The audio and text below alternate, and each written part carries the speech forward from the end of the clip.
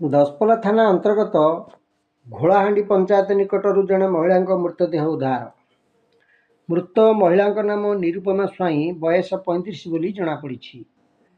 ମୃତଦେହଟି ପରିତ୍ୟକ୍ତ ଅବସ୍ଥାରେ ପଡ଼ିଥିବାରୁ ସ୍ଥାନୀୟ ଲୋକେ ପ୍ରାଥମିକ ଭାବେ ଏହାକୁ ହତ୍ୟା ଘଟଣା ବୋଲି ସନ୍ଦେହ କରୁଛନ୍ତି।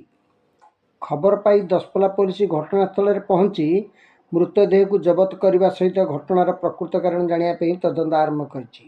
ଦଶପଲ୍ଲାରୁ ରଞ୍ଜନ ଦାସଙ୍କ ରିପୋର୍ଟ, ଓଡ଼ିଶା ନ୍ୟୁଜ୍।